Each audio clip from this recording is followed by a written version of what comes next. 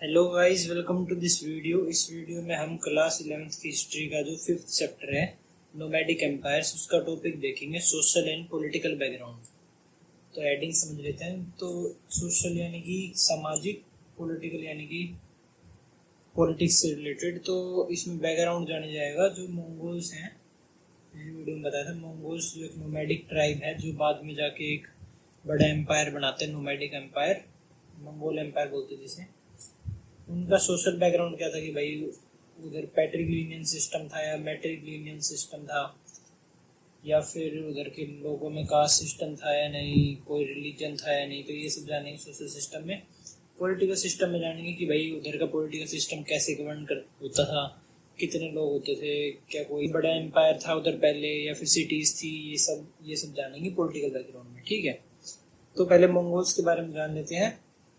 Social background से start करते हैं उनकी जगह के बारे में। तो मंगोल्स एक डाइवर्स बॉडी ऑफ पीपल थी, यानी कि एक बॉडी थी जिसमें बहुत सारे लोग आते थे और बहुत सारे लोग अलग अलग थे, लेकिन वो यूनाइट कैसे थे? वो यूनाइटेड रहते थे उनकी लैंग्वेज की वजह से। उनकी एक लैंग्वेज कॉमन है कि भाई जैसे तुम्हारा कोई मोहल्ला है, उधर सब हिंदी बोलते हैं। अब बेशक तुम्हारी कास्ट वगैरह अलग हो, रिलीजन अलग हो, लेकिन तुम यूनाइटेड रहोगे लैंग्वेज की वजह से। तो वो सब अलग अलग लोग थे, लेकिन उनकी लैंग्वेज सेम थी और उनके ट्रेडिशंस सेम थे। और ट्रेडिशंस कैसे थे उनके? ट्रेडिशंस यानी कि संस्कार वगैरह जितने भी होते, रीति रिवाज। ट्रेडिशंस कौन से थे उनके? नोमैडिक ट्रेडिशंस, क्योंकि एक नोमैडिक ट्राइब थी, ठीक है। तो मंगोल्स एक नोमैडिक बॉडी थी जो कि लैंग्वेज और नोमैडिक ट्रेडिशन से यूनाइटेड रहती थी। फिर उन्होंने बताया कि इनके आसपास, जैसे इनका जो रीजन है मंगोलिया कंट्री है ये, ठीक है, चाइना के ऊपर। तो उधर बीच में रहते थे मंगोल्स। और उनके ईस्टर्न जो साइड हो गई, ईस्टर्न साइड में रहते थे तार्स, खितान, ऐसे नाम दिए गए हैं, कोई याद करने की जरूरत नहीं, फिर भी बता रहा हूँ। मंचूस, ये 3 ट्राइब रहती थी ईस्ट में, एनसीईआरटी में दी गई है। उसके बाद टर्किक ट्राइब्स रहती थी वेस्ट में। तो ईस्ट वेस्ट में ये दोनों ट्राइब्स थी, बीच में मंगोल्स रहते थे, ठीक है। मंगोल्स इनसे भी कनेक्टेड थे। थोड़ा कनेक्टेड कैसे थे? क्योंकि इनकी लैंग्वेज में थोड़ी बहुत सिमिलैरिटी थी कि भाई थोड़े बहुत अक्सर लैंग्वेज के आपस में समझ आ जाते थे, बात वगैरह हो जाती थी नॉर्मल सी। बिल्कुल समझ में तो नहीं आते थे, इसलिए इनसे थोड़े बहुत कनेक्टेड थे, ज़्यादा कनेक्टेड नहीं थे, ठीक है। फिर उसके बाद मंगोल्स के बारे में बताया गया है। मंगोल्स एक पैस्टोरलिस्ट ट्राइब भी थी और साथ साथ में वो इसमें कुछ लोग पैस्टोरलिस्ट थे और कुछ लोग हंटर गैदरर्स थे। हंटर गैदरर्स आपको पता होगा, शिकार करके जो गुजारा करते हैं। भाई कोई जानवर है, उसका शिकार कर लिया, उसका खाना खा लिया। कोई जानवर है, उसका शिकार कर लिया, उसका मीट वगैरह खा लिया, या फिर स्टोर कर लिया, फिर उसे यूज़ करके खा गए। तो ये सब होते हैं हंटर गैदरर्स, ठीक है।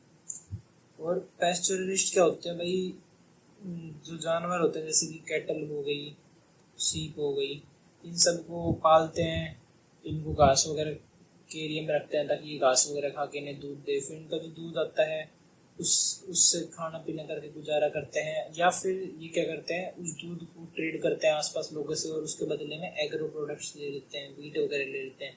तो ऐसे पैस्टोरलिस्ट गुजारा करते हैं। तो देखा जाए तो हंटर गैदरर से अच्छी लाइफ पैस्टोरलिस्ट की होगी, ठीक है। इसमें बताया गया पैस्टोरलिस्ट कौन कौन से जानवर रखते थे ये। अब मंगोल के रीजन में हॉर्स और सीप ज़्यादा पाई जाती हैं, तो ये हॉर्स और सीप ज़्यादा रखते थे, घोड़े और सीप।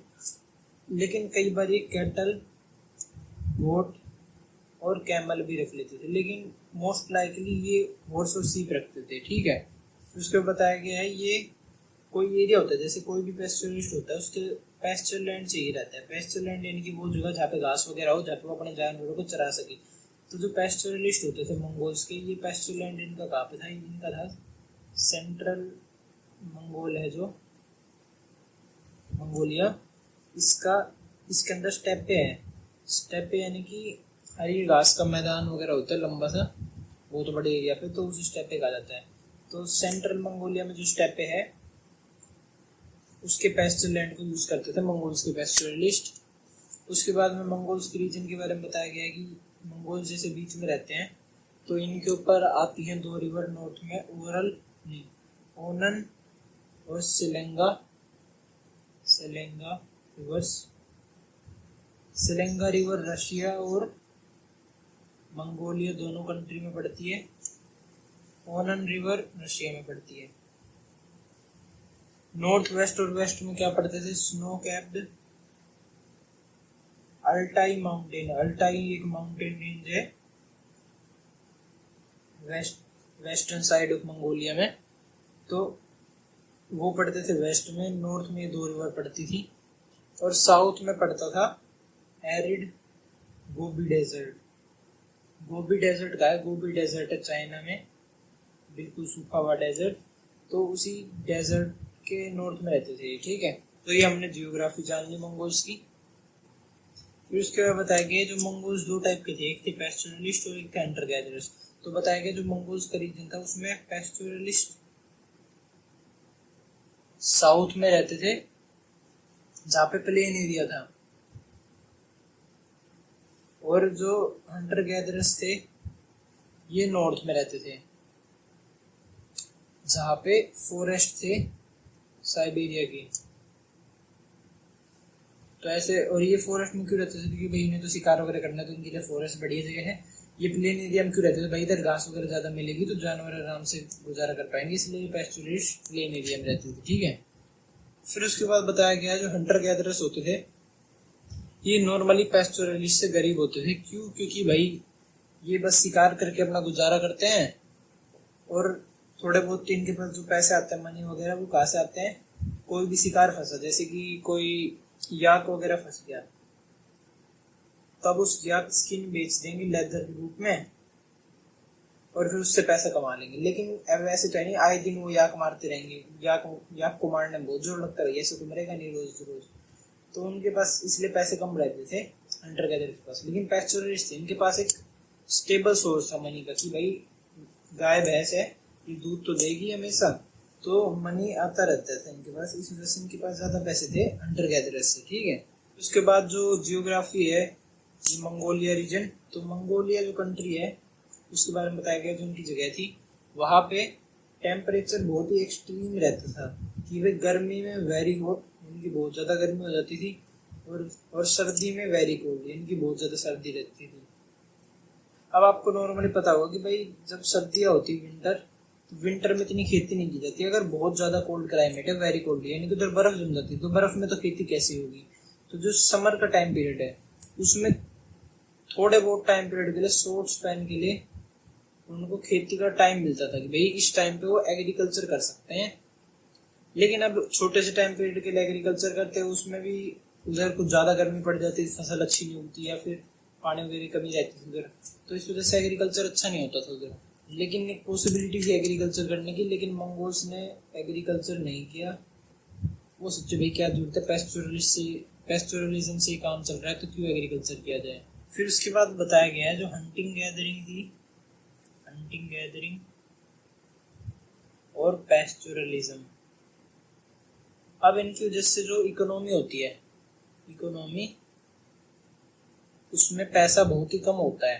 तो और एक क्या होता है, एग्रीकल्चर के जो फूड रिसोर्सेज होंगे वो भी कम होंगे, क्योंकि भाई गाय कितना ही दूध दे ले, वो चलेगा तो 2 दिन ही, फिर बाद में तो वो खराब हो जाएगा। लेकिन और हंटिंग गैदरिंग में कितना ही मीट इकट्ठा कर लो तो वो 2 दिन ही चलेगा। लेकिन जो फूड ग्रेन्स होते हैं जो कि एग्रीकल्चर करके किए जाते हैं वो कई महीने चल जाते हैं बिना खराब हुए, और एग्रीकल्चर ही करते नहीं, इसलिए फूड रिसोर्सेज की कमी कई बार हो जाती थी इनके पास। जब सूखा पड़ता था, जब फूड रिसोर्सेज की कमी आ जाती थी, तो ऐसे इकोनॉमी पे जो कि हंटिंग गैदरिंग और पैस्टोरलिज्म से चले, उस पे सिटीज बनना पॉसिबल नहीं है। क्यों पॉसिबल नहीं है? मैंने बता दिया, फूड रिसोर्सेज कम होते हैं। आपने देखा होगा नॉर्मली जो सिटीज होती है उधर फूड की कभी कमी नहीं पड़ती, क्योंकि सिटीज का बेसिस इस पे होता है कि भाई गांव में जो रहने वाले लोग हैं वो फूड रिसोर्सेज पहुंचाते रहेंगे एक्सेस अमाउंट में, जिससे सिटीज में रहने वाले लोगों को एग्रीकल्चर नहीं करना पड़ेगा। लेकिन इधर तो भाई फूड ही नहीं है, तो सिटीज कहाँ से बनेंगी? तो इस वजह से जो मंगोलिया कंट्री थी या फिर मंगोलिया रीजन था उस टाइम पे जो मंगोल्स का, वहां पे एक भी सिटी नहीं थी उस टाइम पीरियड पे। ठीक है,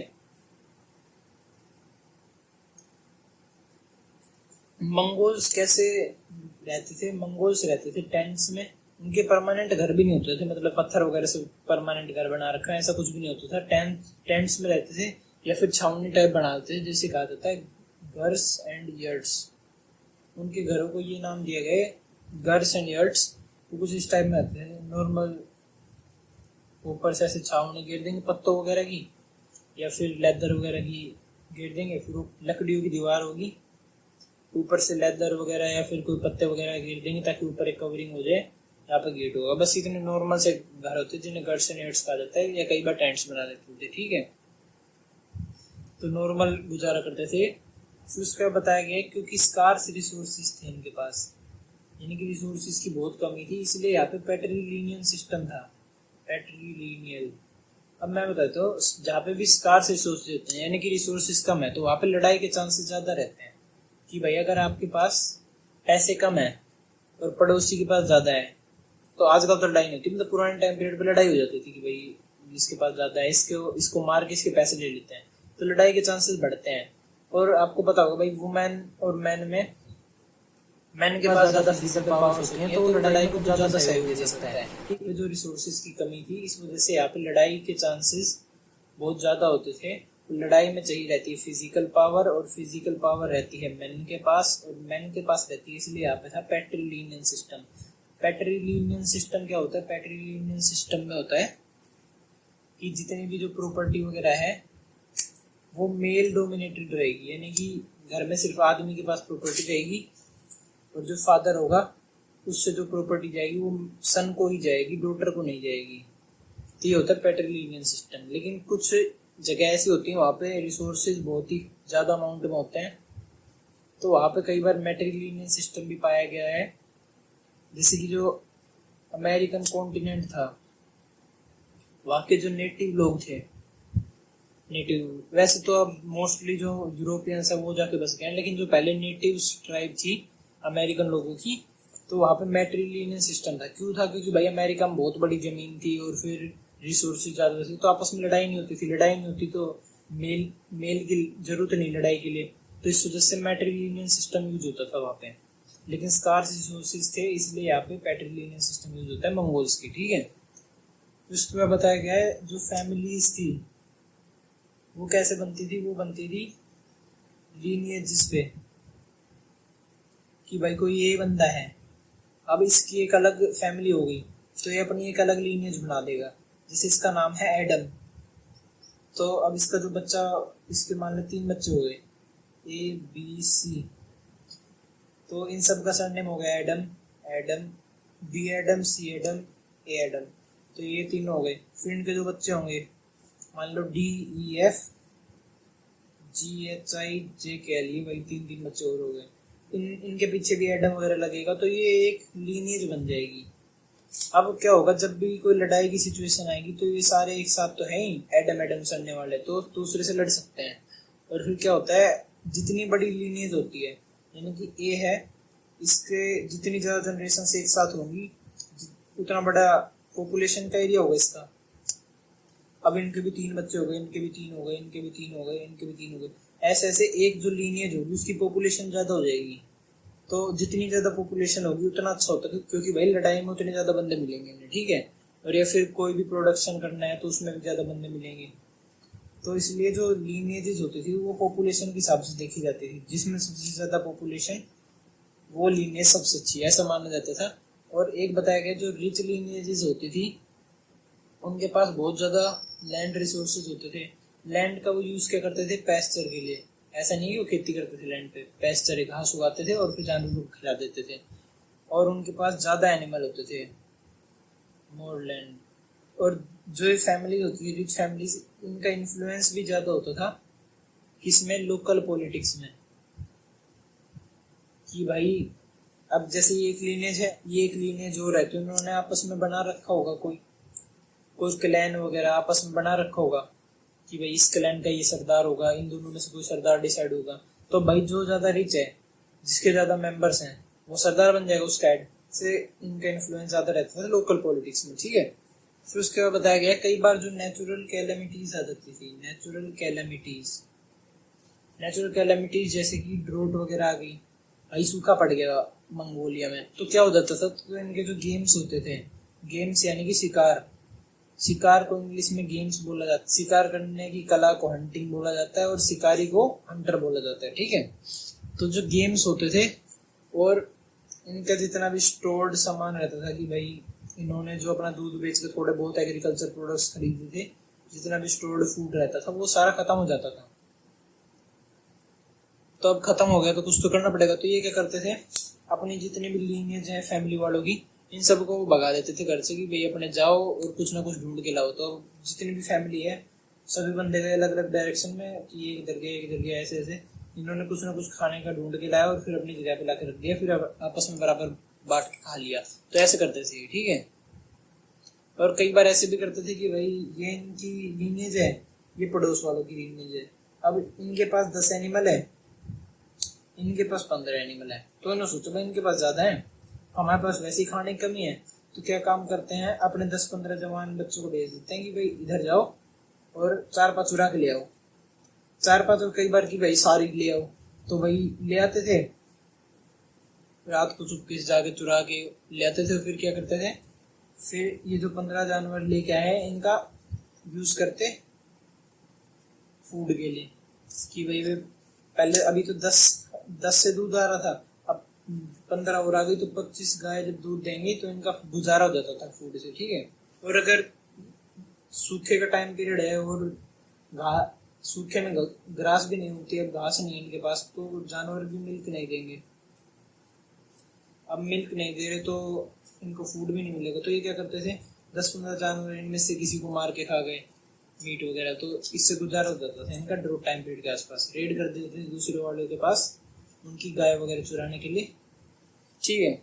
उसके बाद बताया जैसे कोई रिच लीनियज है कि भाई ये फैमिली के लोग बहुत अमीर है और यहाँ पे लीनियज है, और ये कोई छोटी लीनियज है ए और ये बी, तब ये छोटी लीनियज वाले सोचेंगे भाई कल को कोई एक और रिच है, जैसे ये मान लो डी लीनियज है, ये ई लीनियज है, तब ये सोचेंगे कि भाई कल को ई वाले हम पे हमला करके हमें अपने अंदर में ले लेंगे, हमारी गाय वगैरह मार देंगे या फिर अपने आप ले लेंगे, हमें मार देंगे। तो ऐसा इन्हें को डर रहता था क्योंकि छोटे थे, तो सोचते क्यों ना भाई किसी डी से दोस्ती कर ली जाए, हाथ मिला लिया जाए, ताकि हमारी सेफ्टी भी इंश्योर हो जाए और डी के पास जो ज्यादा रिसोर्सेज होंगे उनमें थोड़ा बहुत हक भी मिल जाएगा हमें। तो ऐसे जो छोटी मोटी लीनियज होती थी, ये रिच लीनियज जिससे हाथ वगैरह मिला लेती थी और यूनियन बना लेती थी, लेकिन ये यूनियन कुछ दिन ही टिकता था। भाई कोई ई वाली बड़ी लीनियज है, ये सोचे कि भाई ई के पास चले जाते हैं, फिर एफ के पास चले गए या फिर लड़ाई हो गई ऐसी, तो यूनियन थोड़े टाइम पीरियड की टिकता था, कोई परमानेंट यूनियन नहीं होते थे, ठीक है। फिर मैंने बताया था कि जो गेंगिस खान था उसने मंगोल की जितनी भी ट्राइब थी उन्हें यूनाइट कर दिया था। तो मैं गेंगिस खान ने यूनाइट करके जो यूनियन बनाया था वो इतना बड़ा था साइज में कि भाई एक ही ग्रुप के इतने ज्यादा लोग थे। एनसीईआरटी में दिया गया 5th सेंचुरी के आसपास एक बड़ा रूलर था अटीला, उसने बनाया था, उसके अलावा किसी ने नहीं बनाया ऐसे यूनियन आज तक। अटीला कौन था, एक हून ट्राइब थी, हून ट्राइब रूलर, हून ट्राइब कहा की थी, ये कहा जाता है कि कजाकिस्तान के आसपास की। अटीला जो रूलर था हून ट्राइब का, उसने जो यूनियन बनाया था बहुत बड़ा, उससे भी बड़ा या फिर उसके आसपास का गेंगिस खान ने यूनियन बनाया था। यूनियन में कौन कौन सी ट्राइब थी, मंगोल्स की जितनी जो कि अभी तक आपस में लड़ रही थी लीनियज वगैरह बना के या फिर ढंग से मैनेज नहीं हो रखी थी, तो मंगोल्स की लोगों को यूनाइट किया। और साथ में टर्किश जो लोग थे उनके वेस्ट में जो पड़ते थे, मैंने बताया था कि मंगोल्स बीच में है, टर्किश ट्राइब वेस्ट में है, तो टर्किश से भी इनकी थोड़ी बहुत बन जाती थी क्योंकि इनकी लैंग्वेज सेम थी, तो टर्किश को भी अपने साथ में जोड़ लिया था इन्होंने। तो इन्होंने बहुत बड़ा यूनियन बना लिया था इसे, ठीक है। फिर उसके बाद बताया जो यूनियन बनाया था मंगोल खान ने, उसके बाद बताया कि जो यूनियन बनाया था मंगोल्स में गेंगिस खान ने, ये इतना स्टेबल था, बहुत ही स्टेबल यूनियन था। बताया ऐसा नहीं कि आज आए कल को इसका यूनियन के लोग बिछड़ गए चले गए धोखाधड़ी करके चले गए, ऐसा नहीं था भाई, बिल्कुल स्टेबल यूनियन था। इतना स्टेबल था कि इन्होंने चाइना ईरान और ईस्टर्न यूरोप पे हमले किए दबा के, और फिर भी वो स्टेबिलिटी नहीं टूटी, ठीक है। वरना भाई चाइना जैसी कोई बड़ी इकोनॉमी थी उस टाइम पीरियड पे, ये सारी बड़ी इकोनॉमीज थी, इनके साथ भिड़ते तो क्या पता भाई कुछ लोग लालच में आगे करप्शन वगैरह कर जाए, चाइना वाले साथ मिला ले पीछे से, तो स्टेबिलिटी टूट जाए। लेकिन ऐसा नहीं हुआ, स्टेबिलिटी बहुत ज्यादा थी अंडर गेंगिस खान, ठीक है। उसके बाद बताया जो मंगोल्स थे, जब ये यूनाइट नहीं किए थे गेंगिस खान ने, मतलब जब ये ऐसी स्कैटर्ड घूमते थे, कोई एक लीनेजी हो गई, कोई एक लीनेजी हो गई, उस टाइम पीरियड पे ये चाइना के साथ ट्रेड करते थे। कैसे करते थे? बार्टर सिस्टम में ट्रेड करते थे कि भाई चाइना वाले क्या देते थे इन्हें, एग्रो प्रोडक्ट्स दे देते थे, और चाइना में आयरन की माइनिंग होती बहुत ज्यादा, तो आयरन प्रोडक्ट्स दे देते थे। इसके बदले में मंगोल्स क्या देते थे इन्हें? मंगोल्स देते थे फर्श दे देते थे, भाई ये हंटर गैदरर्स थे तो फर्श वगैरह दे देते थे, और हॉर्सेस दे देते थे। पैस्टोरलिस्ट थे तो हॉर्सेस के जो बच्चे होते हैं वो दे देते, भाई एक हॉर्स ले लो इतने पैसों का। सीप वगैरह दे देते थे, या फिर कई बार गेम्स दे देते थे। गेम्स क्या? शिकार, भाई कोई शिकार पकड़ के लाए बड़े से जानवर का, तो बोले भाई तुम ले लो, पैसे दे दो हमें बदले में। तो ऐसा होता था ये ट्रेड, ठीक है। फिर उसको बताया गया जो ट्रेड था इसमें टेंशंस बहुत ज्यादा रहती थी, कि भाई कई बार मिलिट्री प्रेशर का यूज किया जाता था, कि भाई कोई कस्टमर आया तुम्हारी दुकान पर खरीदने। आजकल तो भाई ऐसा तुम प्यार से बोलोगे कि भाई जी खरीद लो, उसकी मर्जी होगी तो खरीदेगा वरना चला जाएगा। लेकिन पहले जमाने क्या होता, चाइनीज की दुकान पर कोई मंगोल का कस्टमर पहुंच गया तो उसको भाई पीटेंगे कि भाई खरीद, तू इतने रुपए में खरीद, ज्यादा मत खरीद, नो। तो उसको जबरदस्ती मिलिट्री प्रेशर के यूज में जबरदस्ती सामान लेके बेच देते, महंगे में बेच देते, ऐसा कर देते थे, ठीक है। और मंगोल्स भी ऐसे करते थे, सेम टू सेम, वो भी ऐसे पीटते थे, मिलिट्री प्रेशर को यूज करते थे, फोर्स करते थे अपने चाइनीज नेबर्स को कि भाई तुम ज्यादा पैसे दो हमें, इसके लिए नहीं देते तो उन्हें मारते थे, ऐसे करते थे मंगोल्स, ठीक है। और कई बार लूटपाट भी मचा देते थे कि भाई कई बार बात नहीं बनी इनकी, भाई मंगोल्स बोले कि 10 रुपए चाहिए मैं, चाइना वाले बोले हमें 8 चाहिए, तो भाई बात नहीं बनी इनकी। फिर मंगोल्स बोले कि हट जा, भी बाहर अपने घर पे बंदूक लेके आता हूँ, उसके बाद बताऊंगा। तो मंगोल्स वाले गए अपने घर पे, 10-15 बंदे इकट्ठे करे, आए अपने घोड़े लेके, और चाइना वालों की तबाही मचाई, सामान लूटा और फिर चले गए वापस। और मंगोल्स कैसे भी नहीं कोई परमानेंट जगह है वो, ये तो नोमैडिक लोग थे, तो एक जगह से दूसरी जगह पहुंच जाते, फिर चाइना वाले ढूंढते रह जाते, ठीक है। तो इस वजह से बताया गया है कि जो जितने भी ये अटैक्स होते थे टेंशन वगैरह ट्रेड में, इनमें चाइना का लॉस ज्यादा हुआ है। क्यों? क्योंकि भाई चाइना तो सेडेंटरी इकोनॉमी थी, सेडेंटरी यानी कि आज के टाइम पे जो मोस्टली इकोनॉमीज होती हैं एग्रीकल्चर पे बेस्ड, कि भाई एक बंदा है, इसका एक घर है, यहाँ पे 10 किले हैं, तो यही पे खेती करेगा, पूरी जिंदगी यहीं पे रह के मर जाएगा।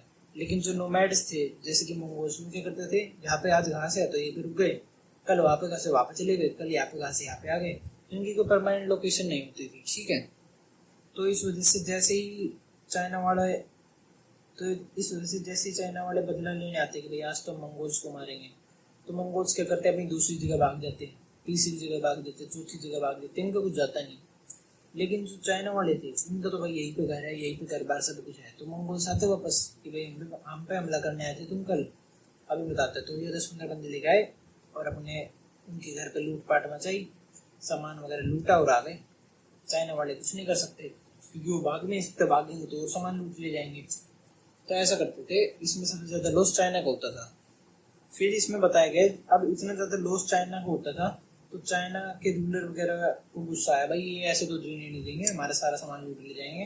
तो वो बोला कि अब हम बनाएंगे चाइना की ग्रेट वॉल, एक ऐसी दीवार बना देंगे, सारे मंगोल्स उस तरफ रह जाएंगे, जितनी भी ट्राइब्स जो लड़ाई करने आती हैं नोमैडिक ट्राइब्स, और हम ग्रेट वॉल बना देंगे, वो सारी उस तरफ रह जाएंगे और हम इस तरफ अपने आराम से जिएंगे। ऐसा रूलर ने सोचा और फिर धीरे धीरे ग्रेट वॉल बनाते गए। एक रूलर ने इतनी बनाई, एक ने इतनी बनाई, एक ने इतनी बनाई, ऐसे बना के ग्रेट वॉल बना दी, ठीक है। तो इस वीडियो में इतना ही। अगर आपको वीडियो अच्छी लगी हो तो लाइक से सब्सक्राइब कर देना। इस वीडियो में जितना पढ़ा है उसके नोट्स की लिंक डिस्क्रिप्शन मिल जाएगी। Thank you.